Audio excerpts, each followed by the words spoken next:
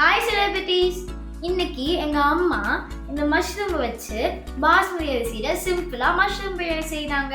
அது எப்படி செய்தாங்க பார்க்கலாம் வாங்க.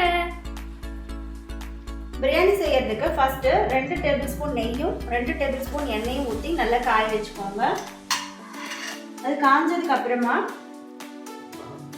2-3 பிரிஞ்சி இலை, 2 பச்சை மிளகாய், ஒரு பெரிய வெங்காயம் கட் பண்ணி போட்டுக்கோங்க. வெங்காயம் வெந்ததுக்கு அப்புறமா சின்ன வெங்காயம், இஞ்சி, பூண்டு, அப்புறம் பட்டை, கிராம்பு, ஏலக்காய், ஸ்டார் அனீஸ், நம்ம வீட்டில் இருக்கிற பிரியாணிக்கு போடக்கூடிய அந்த மசாலா பொருட்கள் கொஞ்சம் கொஞ்சம் போட்டு மிக்சியில் அரைச்சி அந்த பேஸ்ட்டு அதை 2 டேபிள் ஸ்பூன் சேர்த்திக்கிறேன். என்னடா இவங்க சிம்பிளாக பிரியாணின்னு சொல்லிட்டு இப்போ இதெல்லாம் போட்டு அரைக்க சொல்கிறாங்களேன்னு பார்க்குறீங்களா? நம்ம ஃப்ரீ டைமில் இந்த பொருளெல்லாம் வச்சு இந்த மாதிரி பேஸ்ட்டு நம்ம செஞ்சு வச்சிட்டோன்னா இப்படி பிரியாணி செய்யும்போது கிரேவிஸ் வெஜ்ஜு நான்வெஜ்ஜு எதுவாக இருந்தாலும் இந்த பேஸ்ட்டு சேர்த்து செய்யும்போது டேஸ்ட்டு ரொம்ப சூப்பராக இருக்குங்க. நான் என்னென்ன பொருள் எந்தெந்த அளவில் அப்படின்றத நான் டிஸ்கிரிப்ஷன் பாக்ஸில் கொடுக்குறேன், நீங்கள் செக் பண்ணி பார்த்துக்கோங்க. இது நல்லா பச்சை வாசம் போயிடுச்சுக்கும்.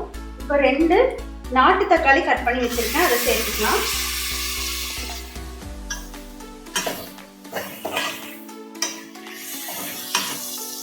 தக்காளி சேர்த்துட்டு இதுக்கு தேவையான அளவு உப்பு சேர்த்துக்கணும்.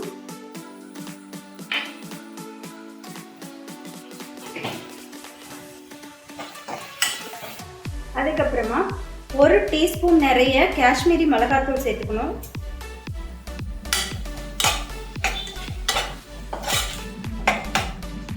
ஒரு 2 நிமிஷம் தக்காளி நல்லா வேகிற வரைக்கும் டைம் கொடுங்க.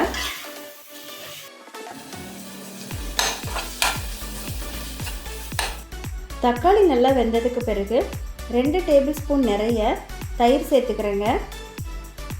தயிர் சேர்த்து அது ஒரு 2 நிமிஷம் வதக்கி குக் பண்ணிக்கலாம். இப்போது கழுவி கட் பண்ணி வச்சுருக்கிற மஷ்ரூம்ஸை சேர்த்துக்கிறேன். மஷ்ரூமில் உப்பு காரம் இறங்குற வரைக்கும் நல்லா வதக்கிக்கலாம். 1 கப் ரைஸ்க்கு 1.5 கப் தண்ணி சேர்த்தணுங்க.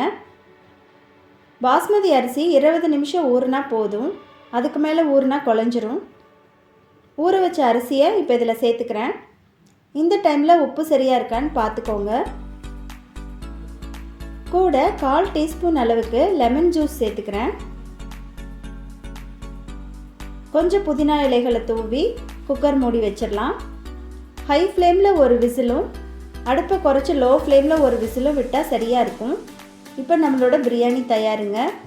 வாசம் ரொம்ப நல்லா இருக்குது, அரிசி உடையாமல் நல்லா வந்திருக்குங்க.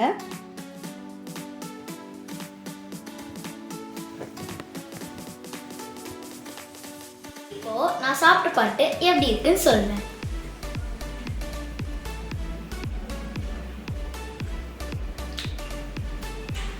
வாவ், ரொம்ப அமேசிங்காக இருக்குது பிரியாணி. இந்த பிரியாணியை நீங்களும் வீட்டில் ட்ரை பண்ணிவிட்டு எப்படி இருக்குன்னு சொல்லி கமெண்ட்ஸில் சொல்லுங்கள். வீடியோ பிடிச்சிருந்தா லைக் பண்ணுங்கள், ஃப்ரெண்ட்ஸ் அண்ட் ஃபேமிலிக்கு ஷேர் பண்ணுங்கள். மறக்காமல் எங்கள் சேனலுக்கு சப்ஸ்கிரைப் பண்ணிட்டு அந்த பெல் பட்டனையும் கிளிக் பண்ணிடுங்க. ஓகே, பாய் செலிபிரிட்டிஸ். நமக்கு சோதிதான் முக்கியம்.